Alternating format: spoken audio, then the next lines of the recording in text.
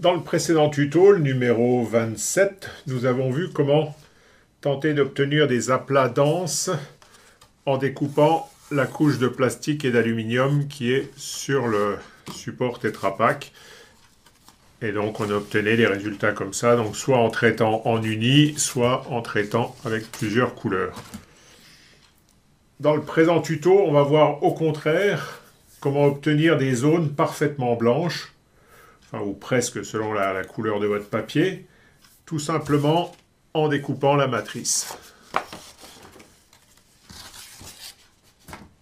Parce que si la découpe de l'aluminium est une possibilité intéressante du support Tetra Pak, il ne faut pas négliger le fait que c'est un support en carton, donc qui se découpe bien plus facilement qu'une plaque de cuivre ou tout autre métal.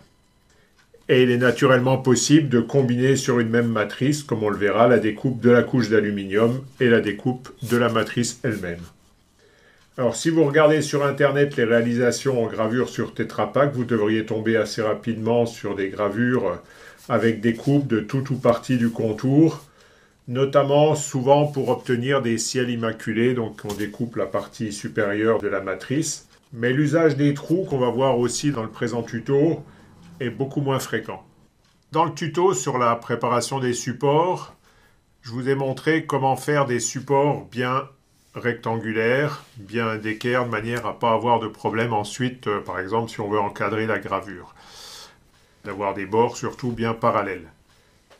Je ne vous avais pas précisé, d'ailleurs il me semble à l'époque que certains optent pour l'utilisation du Tetra Pak brut de découpage de la brique, en gardant notamment toute la partie du haut très plissée, le trou éventuellement du verseur, ou alors le bout qui est coupé parce qu'on l'a utilisé, et puis des bords parfois frangés par une découpe au ciseau ou au cutter brut. Donc c'est une option que j'utilise peu, mais je la cite quand même pour mémoire, puisque justement on va s'occuper un peu des bords dans le présent tuto. Donc on n'est pas obligé de travailler totalement rectangulaire. On peut, en partant d'un rectangle, modifier un ou plusieurs bords. Par exemple, ici, j'ai pris des repères et je vais tailler en arrondi un des côtés de ce rectangle. Donc là, je prends deux repères sur le côté parce que la difficulté, ça va être d'être parfaitement symétrique. Sauf si, naturellement, on choisit volontairement de faire quelque chose d'asymétrique comme cela. Là, je vais essayer d'être symétrique, donc je prends ici c'est un emporte-pièce, mais assez solide, donc qui sert à faire des gâteaux ou d'autres choses comme ça. Et je vais essayer de me repérer bien. Bon, comme je travaille sous la caméra, c'est moins facile, donc je ne serai peut-être pas parfait. Mais quand on fait ça au calme, on arrive à faire quelque chose de bien, en principe. Allez, on va essayer comme ça. Le Tetra Pak se découpe simplement au cutter. Il suffit d'appuyer plus fort que ce qu'on a fait quand on voulait simplement découper la couche de plastique et d'aluminium.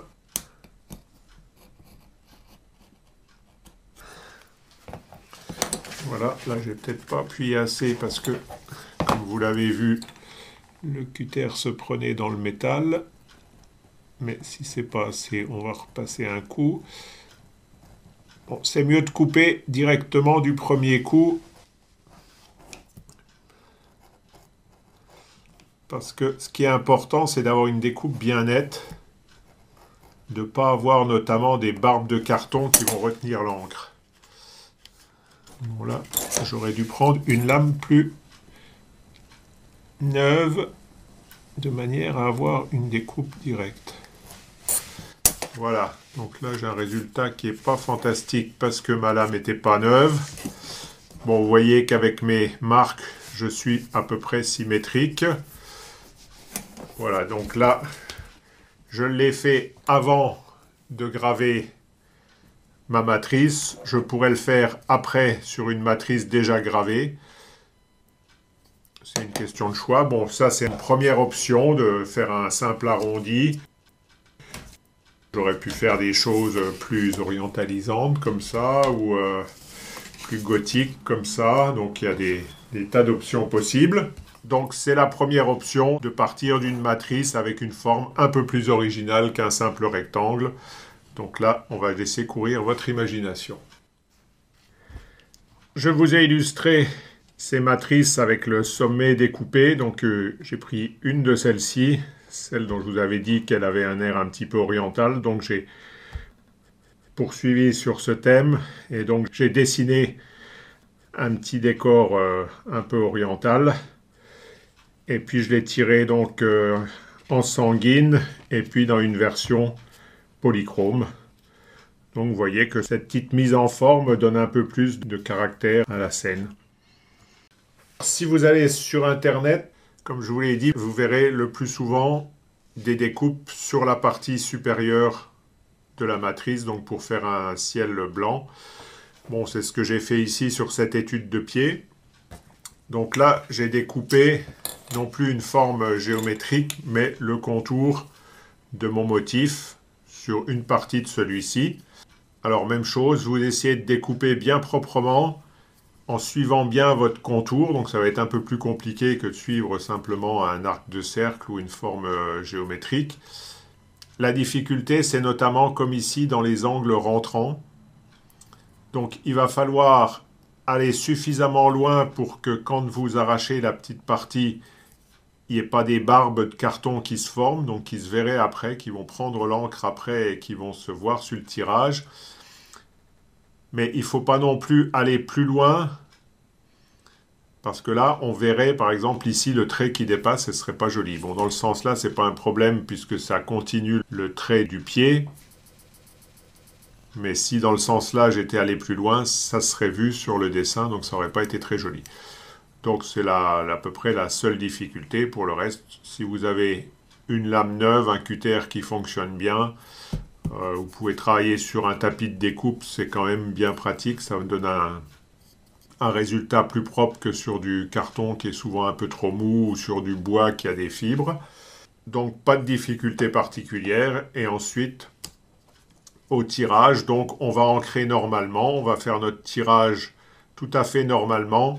Il faut juste, comme je vous le dis, surveiller que vous n'avez pas d'excès d'encre sur les bords. Parce que si vous avez des bords avec un ancrage, des taches d'encre un peu irrégulières, ce ne sera pas très joli.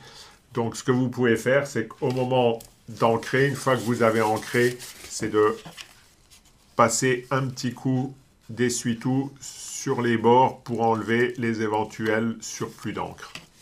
Voici un autre exemple que vous avez aperçu tout à l'heure, une autre étude de jambes et de pieds, où là j'ai découpé carrément tout le sujet, y compris, donc là on aborde un petit peu les trous, donc y compris des parties intérieures. Et puis vous voyez, j'ai fait tous les contours des orteils. Bon, c'est pas forcément toujours parfait, on verra ce que ça donne au tirage. Donc là, un dessin qui est ombré avec des hachures. Alors voici les tirages qui résultent des matrices qu'on vient de voir. Tout d'abord, cette étude de pied avec un détourage partiel de la partie haute. C'est une matrice sur laquelle j'avais appliqué donc quelque chose que je vous ai montré dans le tuto sur les caches. Donc j'avais caché avec du ruban adhésif le pied et puis j'ai frotté le fond avec une paille de fer ou peut-être plutôt un papier de verre dans ce cas-là. J'ai fait un ancrage ombré, aussi bien sur le pied que sur le fond où j'ai un petit peu dégradé le haut pour qu'il soit un peu plus clair. Bon, le tirage, je le trouvais un peu clair, donc j'en ai refait un plus contrasté. Celui-là est monochrome, celui-là était légèrement polychrome avec un refroidissement des ombres dans les bleus. Voilà maintenant mon étude de jambes et de pieds complètement détourée. Donc vous voyez que déjà ici, mais également ici, on a un rendu qui est quand même très différent de ce qu'on aurait si on avait gardé la matrice entière, avec ici des zones qui n'auraient pas été totalement blanches, mais qui auraient été légèrement teintées. Donc pareil, j'ai refait un second tirage légèrement polychrome. Je suis parti d'un mélange de noir avec un petit peu de rouge dedans, et ensuite j'ai refroidi les ombres avec du bleu. comme je vous le disais, on a quand même une allure assez différente, notamment si on compare avec ce tirage. Donc c'est la matrice que vous avez vue en début de tuto, qui n'avait pas encore été ancrée, qui correspondait au tuto précédent avec enlèvement de la couche d'alu. Donc là, pour avoir des aplats très sombres, donc on voit bien la différence entre ici des aplats très sombres et ici des blancs immaculés. Une autre possibilité, c'est de ne plus utiliser une lame de cutter, mais au contraire de déchirer le Tetra Pak. De manière à avoir non plus une forme bien lisse, bien nette, mais une forme plus irrégulière et qui va accrocher l'encre. On va observer ce qui se passe quand on déchire un Tetra Pak. Avec la partie donc à ancrer sur le dessus, la partie aluminium sur le dessus. Je vais lever la partie là et baisser celle-ci, puisqu'en fait on va constater qu'on n'est pas symétrique dans le résultat. Donc je peux couper droit ou je peux essayer de faire un peu des choses plus irrégulières.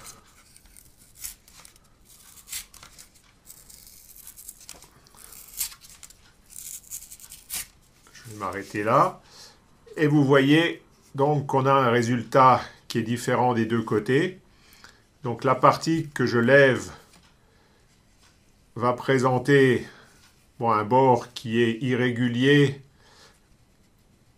mais qui reste en aluminium, tandis que la partie que je baisse en dessous présente l'aluminium plus une large zone de carton découpé en biais, déchiré en biais, donc qui va retenir l'encre. Donc on n'aura pas du tout le même rendu. Naturellement, si on regarde là, c'est l'inverse. Mais ce qui nous intéresse, c'est bien le côté qui va être ancré. Ça peut nous donner des résultats intéressants, même tout seul. Voici un exemple que j'avais déjà fait à l'avance. J'ai ancré une des moitiés en vert, pour essayer de faire une ébauche de paysage, si on veut, avec comme si c'était des montagnes. Le reste en bleu pour symboliser le ciel, un peu de rouge pour faire une ambiance de couchant. Et voilà ce que ça donne. Si je vous le mets à l'endroit, c'est mieux. Donc vous voyez, là, il n'y a pas de gravure. C'est simplement un Tetra Pak qui a été déchiré et donc ancré ensuite en essayant de faire quelque chose d'un peu figuratif. Donc tout ça pour vous montrer simplement que quand vous déchirez, faites bien attention quel sens vous levez et quel sens vous baissez, puisque le résultat n'est pas symétrique. Bon, rien ne vous interdit non plus de brûler le bord de votre Tetra Pak. C'est ce que j'ai fait ici sur ma cuisinière domestique. Naturellement, le carton brûle, mais l'aluminium ne brûle pas. Donc il va rester une petite pellicule d'aluminium là qui tient quand même ensemble. Alors ça dépend jusqu'où vous êtes allé dans la manière de le brûler. Et donc ça peut donner des résultats intéressants. Je vous laisse expérimenter pour ceux qui sont un peu téméraires, de voir ce que ça peut donner un Tetra Pak brûlé. Bon, il ne faut pas aller trop loin, il faut l'éteindre une fois qu'il a commencé à brûler, donc ça demande quand même un peu de maîtrise et je pense d'essai raté avant d'arriver à quelque chose. Mais ça vaut le coup d'être essayé. Voyons ce que donnent ces bords brûlés. Donc là, je vous ai mis sur un seul tirage 2 bords brûlés. En fait, j'avais brûlé les 2 extrémités de ma bande de Tetra Pak. Donc vous voyez qu'on a un aspect un peu irrégulier. Bon, c'est pas très flagrant par rapport à une découpe. Bon, c'est quand même différent d'une déchirure. Alors j'ai refait un essai ici en coupant avec des ciseaux la petite bande d'aluminium donc qui se retrouve complètement décollée, libre. En fait, il n'y a plus de carton et de plastique autour. Donc je l'ai découpé avec les ciseaux et j'ai essayé de la tortiller. Donc en la tortillant de trop, vous voyez ici, ça a complètement disparu. Ensuite, j'ai été d'une manière beaucoup plus légère. Donc on a un effet froissé, déchiqueté, qui est un peu plus visible. Après, il faut arriver à ce que ça tienne sur plusieurs tirages. Ça dépend du nombre de tirages que vous voulez faire, parce que quand on ancre, là, il faut y aller quand même assez prudemment Mais bon, j'ai pas eu de bouts d'alu qui sont partis à l'ancrage, hein. Ceux qui sont partis, c'était vraiment quand j'ai essayé de les froisser. Ensuite, ils ont tenu malgré que j'y sois allé au couteau à peindre, puis à l'essuie-tout. Comme je vous l'ai dit en introduction, quand on pense découpe, on pense découpe des bords, mais on pense moins aux trous. Alors ici, je vous ai montré des trous qui sont voulus par le sujet que j'ai détouré, mais on peut faire aussi des trous qui ont plus une fonction décorative. Alors voici par exemple ici la matrice qui servait de générique à mon précédent tuto au 27, donc avec les parties d'aluminium découpées. Je l'ai reprise et je l'ai adaptée donc au présent tuto en réalisant un espèce d'éventail à l'arrière de trous. Et donc j'en ai fait un premier tirage monochrome ici. Et le ciel, si on peut dire, était un peu clair, donc les trous ne se voyaient pas suffisamment. Donc j'ai refait un second essai ici, où j'ai traité la presse, tout le sujet en noir, et j'ai traité le fond, le ciel si on veut, avec une sorte d'arc-en-ciel, de manière à ce que les trous ressortent bien. Donc là on voit bien qu'on a des zones vraiment blanches qu'on n'aurait pas pu obtenir si on n'avait pas troué le Tetra Pak. Alors ce tirage m'a posé une petite difficulté supplémentaire que vous rencontrerez probablement si vous réalisez des matrices avec des trous. C'est que lors de l'ancrage, l'encre va passer à travers ces trous et va donc se répandre sur le verso de votre matrice. Donc c'est un problème qu'on a déjà quand on fait un ancrage ordinaire. Donc on constate que sur les bords, l'encre va sur le papier. Ensuite la matrice va récupérer souvent l'encre sur le papier. Et donc on a un dos qui est un peu sale, plus ou moins sale, des fois beaucoup. Si vous travaillez avec des trous, ce sera bien pire, puisque là il y a pas mal d'encre qui va traverser, qui va venir se remettre sur le verso de votre matrice, avec le risque que lorsque vous allez passer votre matrice sous la presse, cette encre va être chassée par le rouleau de la presse et va venir faire des taches, donc soit à l'extérieur, soit dans les trous. Donc ça, c'est pas joli. Pour prévenir cela, si vous constatez que votre ancrage produit ce type de problème, à ce moment-là, il faut venir carrément nettoyer le verso de la matrice.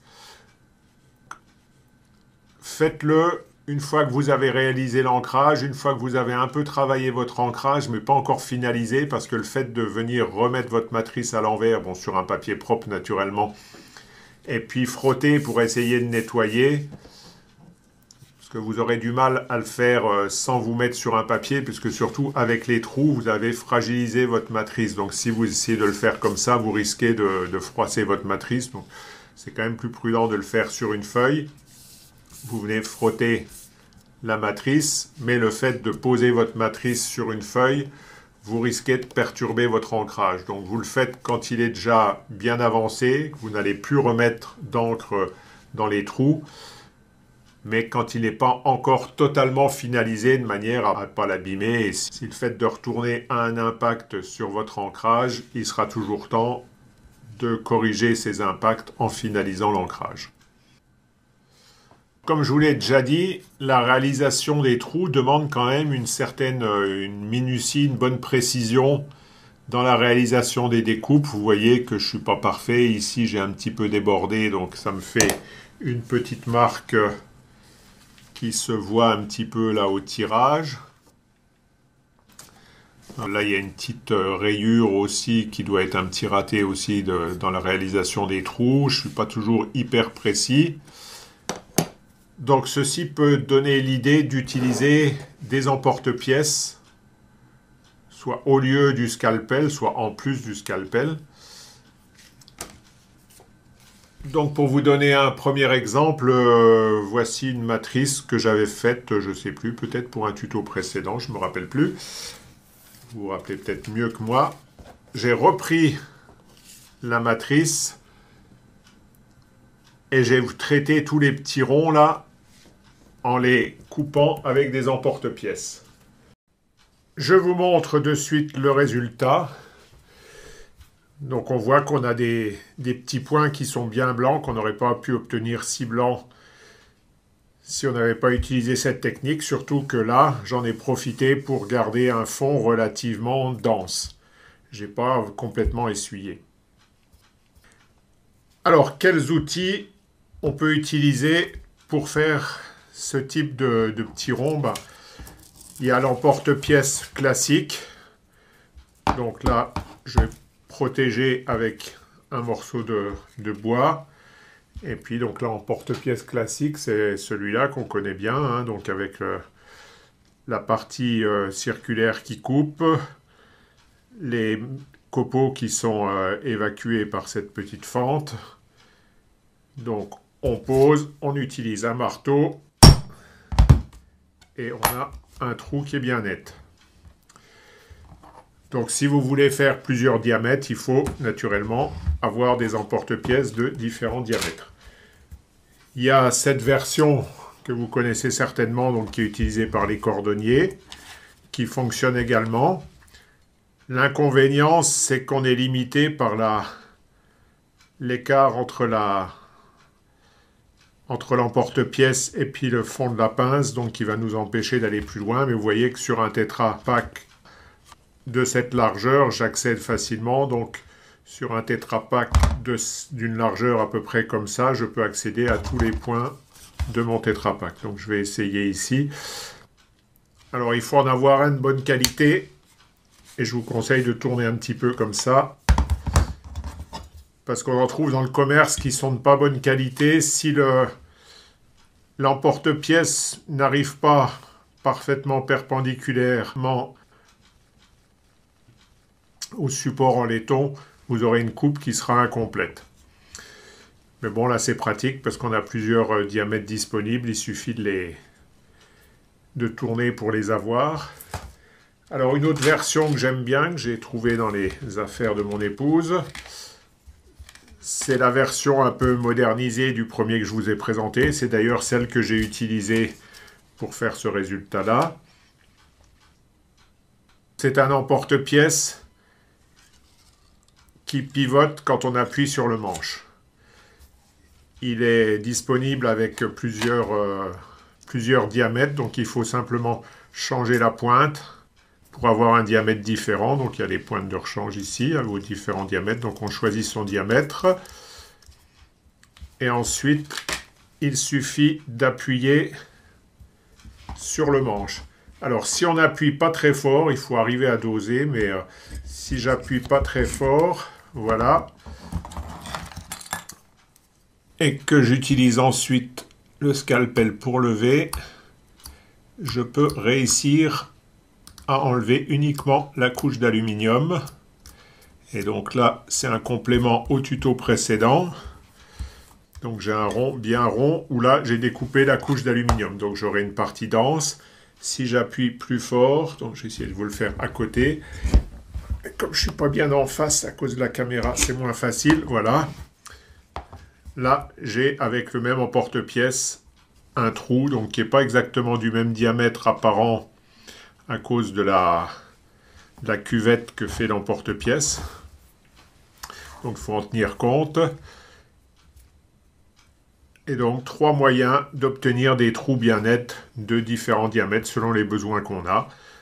Donc, on va pouvoir s'en servir comme ici pour faire plutôt des décors. Vous pouvez aussi utiliser ça pour faire des coins un peu arrondis et donc repartir ensuite avec votre cutter dans un sens et dans l'autre. Et donc, vous pouvez faire des formes avec des coins bien arrondis, ce qui nous évitera les problèmes de coins imparfaits qu'on peut avoir quand on fait tout au cutter.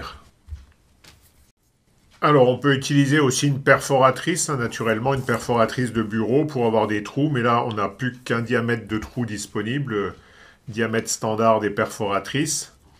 avec un peu le même défaut que sur la pince, c'est que on ne peut pas forcément aller très loin. Puis le problème de la perforatrice de bureau, c'est qu'on ne voit pas trop où est-ce qu'on va perforer.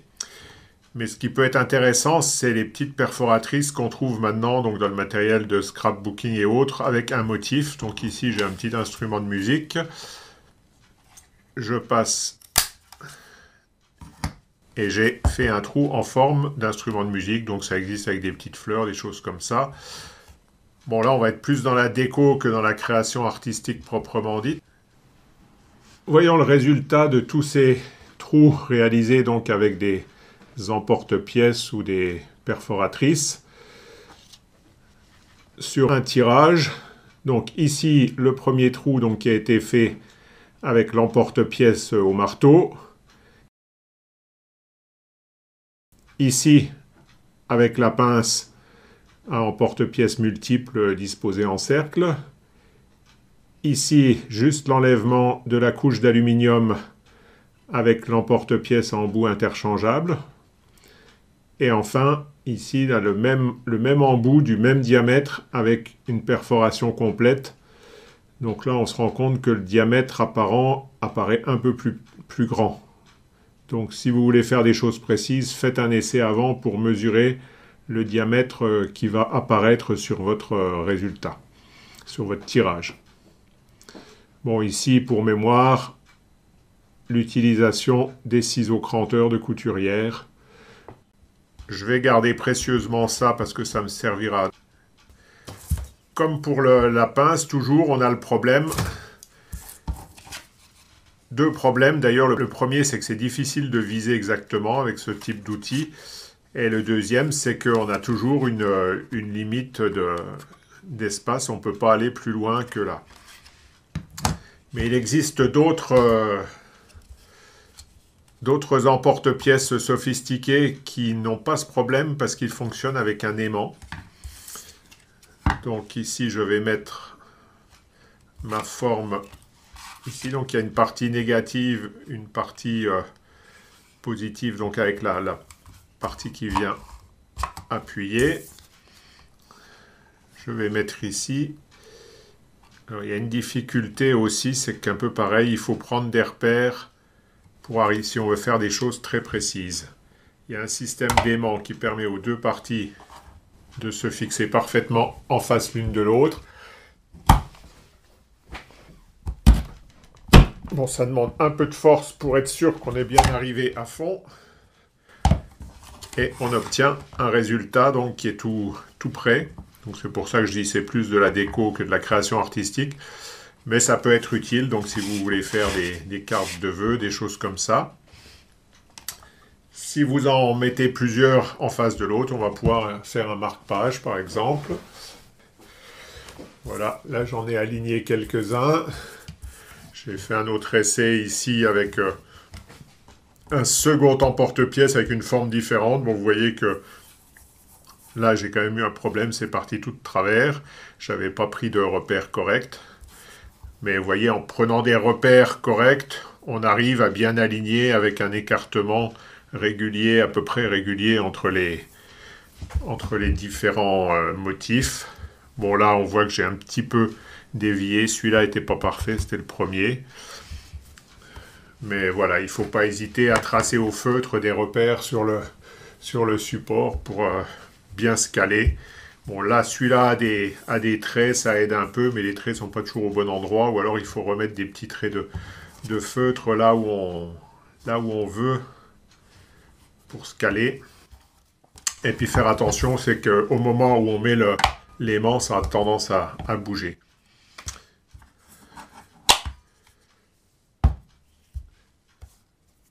Quand on en est à ce stade-là, on peut encore utiliser d'autres outils. Vous voyez ici, par exemple, que j'ai fait des bords un peu spéciaux. Donc, comment j'ai fait ces bords-là? Avec des ciseaux à cranter.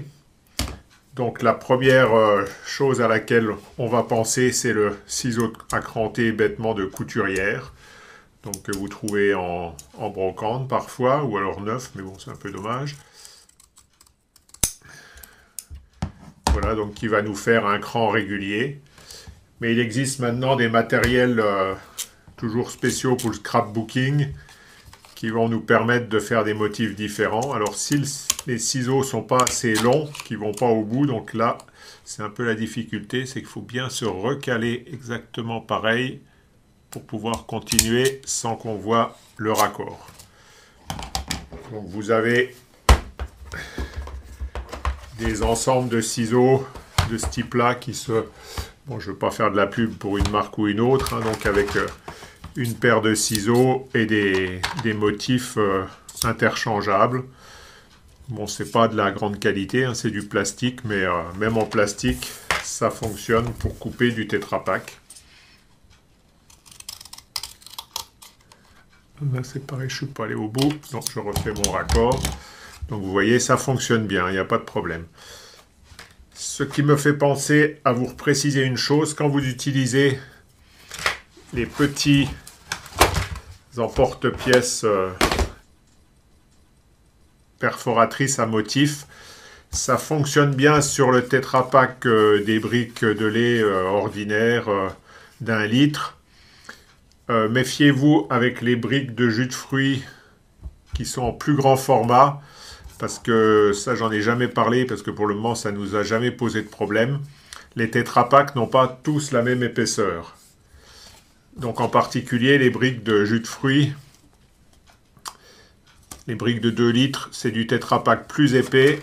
Et là vous voyez ici j'ai fait un essai, ça n'a pas fonctionné. En fait la perforatrice n'a pas réussi à perforer toutes les épaisseurs. Donc faites un essai avant si vous utilisez du Tetra Pak qui est plus épais que la moyenne.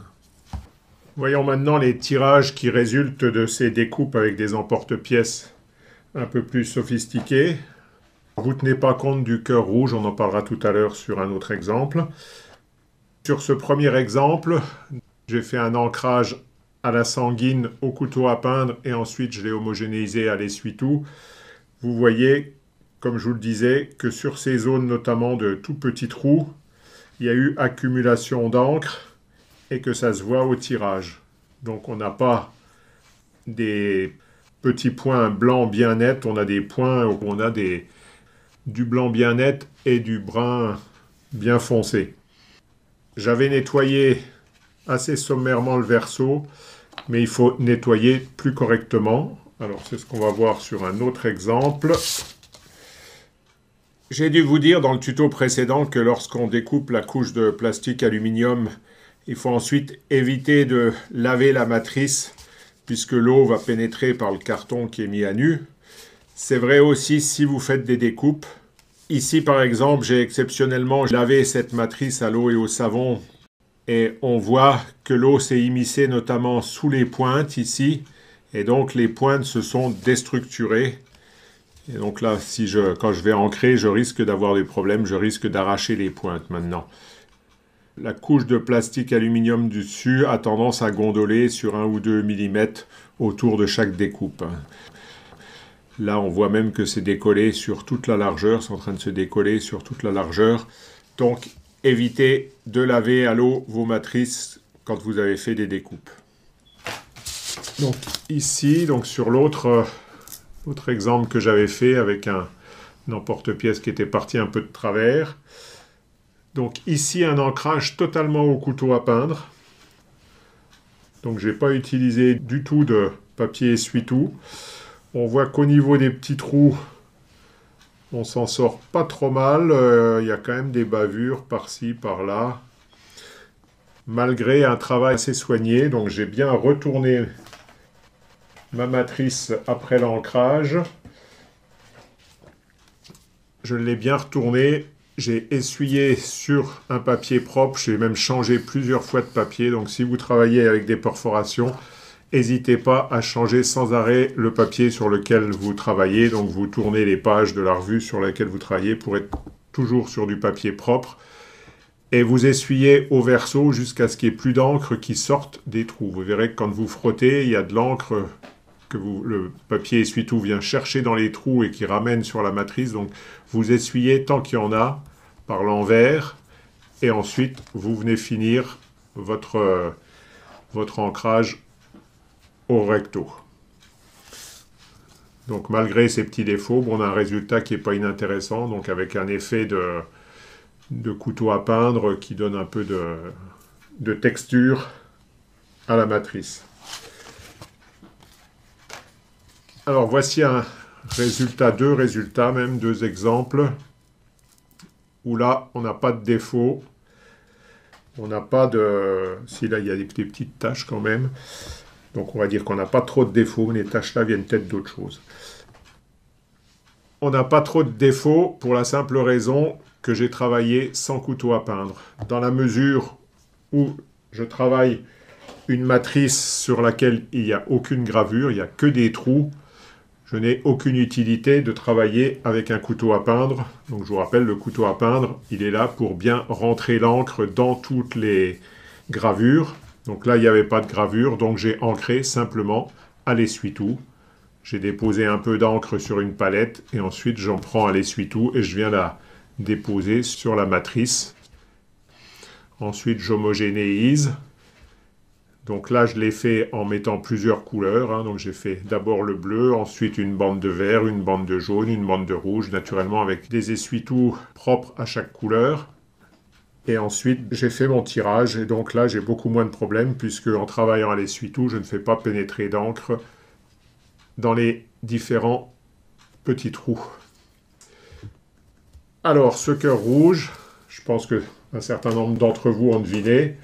J'ai simplement récupéré la chute de découpe. Je l'ai ancré différemment. Bon, là, c'est pas exactement la même couleur puisqu'entre-temps, j'ai fait l'autre tirage. Je l'ai ancré différemment. Je l'ai réinséré dans ma matrice. Et donc, j'ai passé tout ça à la presse pour avoir ce résultat. Ou dans le cas de tout à l'heure, avec un cœur là que j'avais un petit peu dégradé. On a parlé avec l'exemple des jambes, notamment de détourer totalement un sujet. C'est le cas avec ce petit cœur, c'était le cas avec mon petit instrument de musique. Ça vous fait certainement penser à faire bien d'autres choses avec des sujets détourés, à jouer avec eux, à les mélanger, etc. On ne va pas voir ça dans le présent tuto, on va garder ça à l'esprit pour un tuto ultérieur qui est déjà programmé.